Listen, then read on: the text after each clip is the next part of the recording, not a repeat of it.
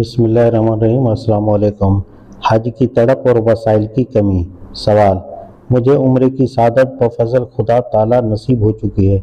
हरम पाक में गुजरे हुए लम्हात व वाक़यात और इबादत का इन्हमाक यही वो जज्बा है जो हज के लिए बार बार उकसा रहा है, मगर वसाइल की कमी आड़े आ रही है। चुनांचे दर्ज झेल सूरत में अगर वसाइल मैसर आ सकें तो उनके इस्तेमाल से हज शरन जायज़ हो सकता है या नहीं।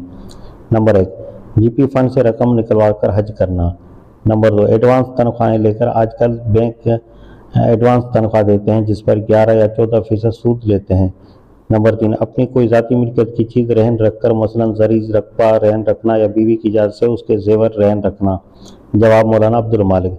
उम्रा की सादत हासिल करने के बाद हज की तलब और तड़प मुबारक हो।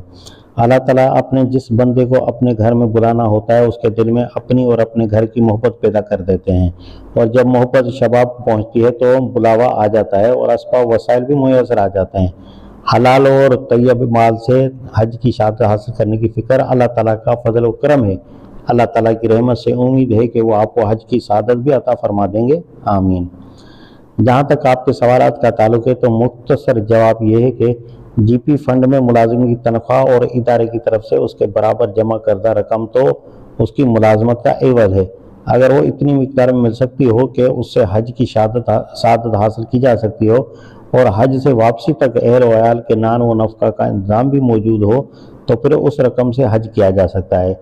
जीपी फंड में मुलाजिम और इदारे की तरफ से जमा करदा रकम तो सूद के शाइबे से पाक है। उसको वसूल करना और उससे हज करना तो बिलाशुबा जायज़ है।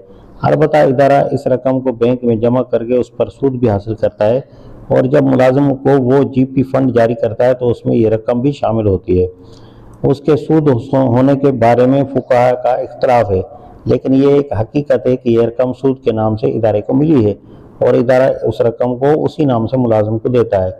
लिहाजा इस रकम को मसारफ़ हज में शामिल न किया जाए बल्कि मुस्तहिक़ फ़ुक़रा पर सदका कर दिया जाए, इसलिए कि सूद की इस रकम के असल हकदार तो वो लोग हैं जिनसे जीपी फंड की रकम पर सूद हासिल किया गया है, लेकिन इन अफराद का पता चलाना मुमकिन नहीं है। और शरई ज़ाब्ता यह है कि जब किसी माल का मालिक मालूम न हो तो वो लुक्ता गिरी पड़ी चीज़ के हुक्म में होता है। ऐसे माल को असल माल की तरफ से फुकरा और मसाकिन को दे दिया जाता है, इसलिए ये रकम इदारा और बैंक में न छोड़ी जाए बल्कि उसे इदारे से लेकर फुकरा को दे दी जाए। सूद की रकम वो फुकरा को देना उन लोगों तक पहुंचाने के मुताबिक होगा जिनसे इस जीपी फंड की रकम पर सूद लिया गया है। नंबर 2, एडवांस तनख्वाह पर 11 या 14% सूद देना पड़ता है, लिहाजा हज के लिए इस सूरत का तस्वुर जहन से निकाल दीजिए। नंबर 3, इसी तरह रहन रखकर बैंक से कर्ज लेने पर भी सूद लिया जाता है, इसलिए ये भी नाजायज़ है। ये बात हम सबको ज़हन नशीं करना चाहिए कि हज का मकसद तो अल्लाह ताला की मोहब्बत में लब्बैक अल्लाहुम्मा लब्बैक कहते हुए बैतुल्लाह शरीफ की तरफ एहराम की हालत में निकल खड़े होने का नाम है। लिहाजा खबीस और नापाक माल को हासिल करना, फिर उसके ज़रिए अल्लाह ताला की मोहब्बत का इज़हार करना, अल्लाह ताला से दावा मोहब्बत के मुनाफी बल्कि दीन के साज़ इस्तेहज़ा है। अल्लाह ताला की मोहब्बत को आदमी अपने दिल में इस तरह परवरिश देकर सूदी रकम से हज करके बेइतदाली और बेरारवी का शिकार न हो जाए।